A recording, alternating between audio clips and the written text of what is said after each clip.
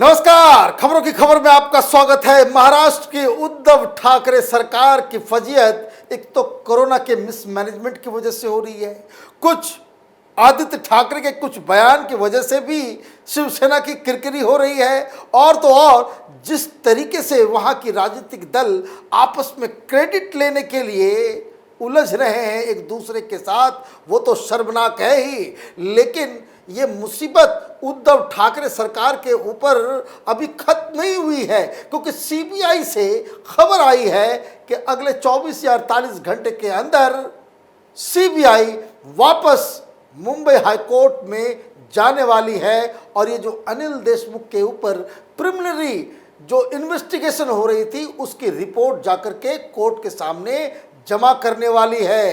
क्या होगा, सीबीआई के सूत्रों से कुछ जानकारियां मिली हैं जिसके बारे में मैं आपको आगे बताऊंगा। लेकिन एक बात बताना जरूरी है कि ये जो कोरोना की वजह से महाराष्ट्र के अंदर ये जो बवाल मचा हुआ है, लोगों की मौत हो रही है, सारा कुछ मिसमैनेज हो गया है, ऑक्सीजन की व्यवस्था नहीं हो पाई, बेड्स की व्यवस्था नहीं हो पाई, दवाई की व्यवस्था नहीं हो पाई, वैक्सीन की व्यवस्था नहीं हो पाई। ये नकारी सरकार अभी तो सेकेंड फेज जो चल रहा है, सेकेंड वेव जो आया है, उसमें तो टोटली फेल हो ही चुकी है। और ये जो युवराज है शिवसेना के आदित्य ठाकरे, उन्होंने कल कमाल किया बयान दिया। उन्होंने कहा कि अभी तो हम लोग इसके लिए तो निपट गए हैं, हम लोग अब तीसरे वेव की तैयारी में जुटे हुए हैं, लोग मर रहे हैं अभी, और ये तीसरे वेव की तैयारी में जुट चुका है। पता नहीं कहां कहां से लोग इस तरह से लीडर्स को पैदा करते हैं जो लोगों के जो इमोशंस होते हैं, लोगों की जो मौत हो रही है, जो मिसमैनेजमेंट है, उसके लिए माफी मांगने के बजाय ये एक नया सपना दिखाने में जुट गए। और ये सब क्यों हो रहा है? ये इसलिए हो रहा है कि भाई इंजेक्शन कौन लाएगा, किसके पास वैक्सीन लाने की कैपेसिटी है, ये आपस में लड़ रहे हैं, एक दूसरे के ऊपर छापा दिलवा रहे हैं। अब मालूम चला वहां का नया गृह मंत्री देवेंद्र फडणवीस को ये धमकी दे रहा है कि जिस तरीके से आपने वो जो इंजेक्शन सप्लायर को छुड़वाया पुलिस से, उसको लेकर के आपके खिलाफ कार्रवाई होगी। एक तो राजनीति नहीं आती और दूसरा गवर्नेंस नहीं आता। खैर, महाराष्ट्र की जनता इस सरकार की वजह से जो भुगत रही है वो तो इतिहास में दर्ज हुआ ही है। लेकिन इतिहास में यह भी दर्ज होगा कि किस तरीके से एक किसानों को मदद पहुंचाने के नाम पे अलायंस बनाई गई सरकार ने उगाही का धंधा खोल दिया था। उसके ऊपर हाईकोर्ट में, बॉम्बे हाईकोर्ट के अंदर सीबीआई अपनी प्रिलिमिनरी जांच की रिपोर्ट दर्ज कराने वाली है। अब सवाल यह है कि इसमें क्या होगा, सीबीआई ने अब तक क्या किया और सीबीआई के पास अब तक क्या जानकारी है, उससे एक रास्ता निकल रहा है कि पहली बार एक सिटिंग गृह मंत्री के खिलाफ इस तरीके का एक रिपोर्ट दिया जाएगा कि जिसमें एक इन्वेस्टिगेटिंग एजेंसी इस बात को मानते हुए कि यह आरोप में दम है कि अनिल देशमुख साहब माने गृह मंत्री एक वसूली का रैकेट चला रहे थे। इससे शर्मनाक और कोई बात हो सकती है? उस सरकार के लिए तो चुल्लू भर पानी में डूब मरने वाली स्थिति है कि एक जो सरकार चल रही है उस दौरान ही इस तरह के आरोप लग रहे हैं। दरअसल अनिल देशमुख के खिलाफ ये सारी चीजें इसलिए हो रही हैं क्योंकि बॉम्बे हाईकोर्ट और सुप्रीम कोर्ट ने भी ये जो आरोप परमवीर सिंह ने लगाए थे, उन आरोपों को काफी सीरियस माना। उन्होंने कहा कि यह मसला बहुत ही सीरियस है, और सुप्रीम कोर्ट ने कहा कि आप हाई कोर्ट में जाकर के इसके बारे में चर्चा करें, और 2-3 इसके ऊपर पीआईएल डाल दिया गया कि एक ऐसी सरकार हमारे माथे के ऊपर बिठा दी गई है जिसका मंत्री स्वयं इस वसूली रैकेट को चलाता है। अब इसमें एक और बात जो सामने आई कि एक तो इन्वेस्टिगेशन एनआईए की तरफ से चल रहा था, जो दिक्कत जो सबसे बड़ी हुई है अनिल देशमुख के लिए, वो दिक्कत ये है कि एनआईए जो जांच कर रही थी, जो सबूत इकट्ठा एनआईए ने किए थे पिछले 2 महीने से, वो सारे के सारे सबूत, वो डायरीज, वो सारे फोन कॉल्स, वो सारे डिजिटल फुटप्रिंट्स, वो सारे डाटास, वो सीबीआई के को सुपुर्द कर दिया है। मतलब ये अगर सिर्फ 15 दिन में लोगों से पूछताछ करके ही अगर प्रिलिमिनरी रिपोर्ट बनानी होती सीबीआई को, तो सीबीआई के पास बहुत सारी चीज़ें नहीं हो पाती। लेकिन जिस हिसाब से एनआईए से ये सारे दस्तावेज, जो सारी जानकारियां मिली है, उससे सीबीआई को बहुत ज़्यादा वो सबूत मिल गए हैं कि जिसके आधार पे वो जाकर के कह सकते हैं हाई कोर्ट के अंदर कि हमारे पास ये एविडेंस है और ये जो आरोप लगे हैं ये आरोप अनर्गल नहीं है। और ये जो अनिल देशमुख कह रहे हैं कि हमें बदनाम करने के लिए इस तरह के राजनीतिक षड्यंत्र के तहत हमको फंसाने के लिए ये सारे आरोप लगाए गए हैं, तो ये जो आर्गुमेंट है अनिल देशमुख का, वो इस स्टेज पे काम नहीं करेगा। क्योंकि दो पुलिस ऑफिसर जो सीधे सीधे अनिल देशमुख से जुड़े हुए थे, जो सीधे सीधे अनिल देशमुख को रिपोर्ट करते थे, जो सीधे सीधे अनिल देशमुख से बातचीत करते थे, जो सीधे सीधे अनिल देशमुख के घर जाकर के उनसे सीक्रेट मीटिंग किया करते थे, इन्हीं दोनों ने पत्र लिखकर अनिल देशमुख के ऊपर यह आरोप लगाया है कि ये टारगेट दिया करते थे।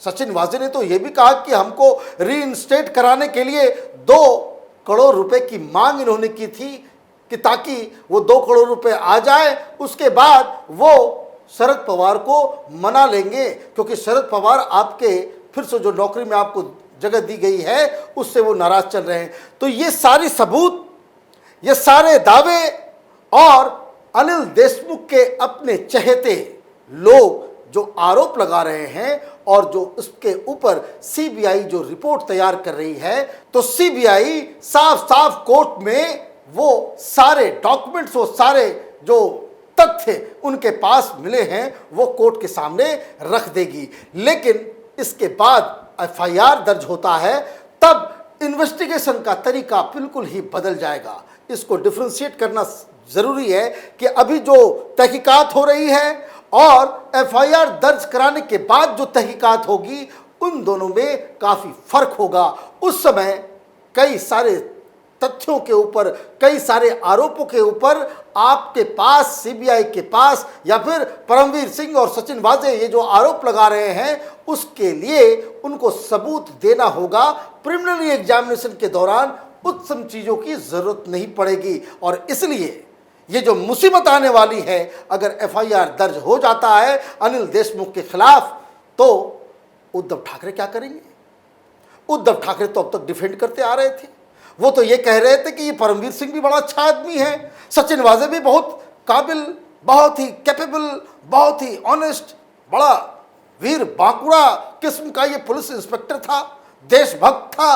तो अब ऐसे में जिस तरीके से उद्धव ठाकरे अब तक इस सारे वसूली गैंग को डिफेंड करते हुए आ रहे थे, असेंबली के अंदर, असेंबली के बाहर, अपने अखबार के जरिए, अपने प्रवक्ताओं के जरिए, तो अब जब एफआईआर दर्ज हो जाएगा तब वो किस मुंह से अपने पुराने स्टैंड को पे ऊपर बरकरार रह पाएंगे? क्योंकि लोग तो सवाल पूछेंगे, क्या आप सब कुछ जानते हुए, इतना सब कुछ सामने चल रहा था, एफआईआर तक दर्ज हो गया है, तो आप किस तरह से आप सस्टेन कर सकते हैं? चीफ मिनिस्टर की कुर्सी के ऊपर इस्तीफे की मांग होगी, राजनीति फिर से शुरू होगी और अंदर खाने कुछ सेटिंग भी हो सकती है। क्योंकि जिस हिसाब से ये भूलने की बात नहीं है कि बॉम्बे के अंदर, महाराष्ट्र के अंदर राजनीतिक खिचड़ी जिस तरह से पकती है, वो शर्मनाक है। और इसके लिए सारी पार्टियां उसके लिए गुनहगार है। सुशांत सिंह राजपूत के केस में सीबीआई क्या कर रही है अभी तक? क्यों नहीं बता रही है सच्चाई? जो भी सच है, जो भी उनको मालूम चला है, उनको बताना चाहिए था। दिशा सालियान के केस में क्यों किसी का नाम सामने नहीं आ रहा?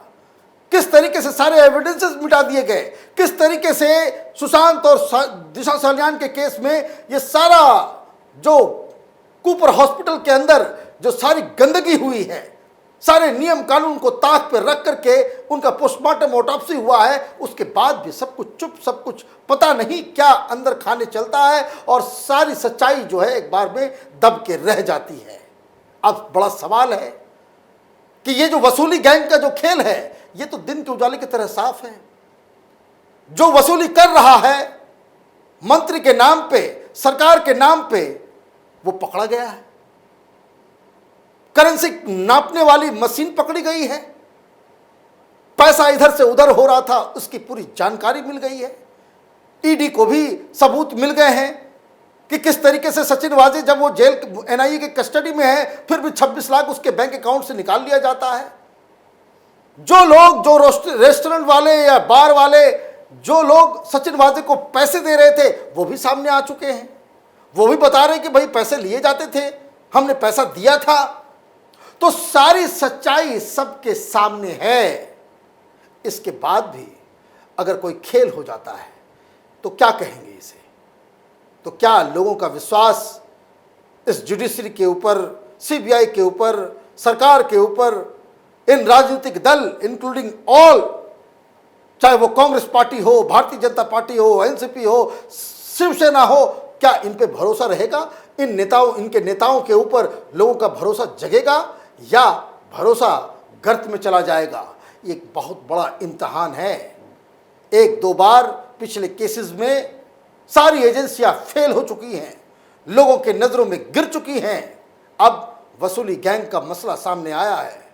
अगर इसमें भी गुनहगार सलाखों के पीछे नहीं जाते हैं, अगर नेताओं को पकड़ा नहीं जाता है, ये जो पॉलिटिकल एजेंट्स हैं वो सलाखों के पीछे नहीं जाते हैं, तो यही लगेगा कि इस देश में अगर आपके पास पैसा है, आपके पास रसूख है, आपके पास राजनीतिक पावर है, तो आप कोई भी जुर्म कर सकते हैं और आप बेदाग निकल जा सकते हैं। लेकिन ऐसा होगा या नहीं होगा, ये अगले 24 और 48 घंटों में मालूम चल जाएगा, जब सीबीआई अपनी प्राइमरी जो इन्वेस्टिगेशन है उसकी रिपोर्ट बॉम्बे हाई कोर्ट के अंदर दर्ज कराएगी।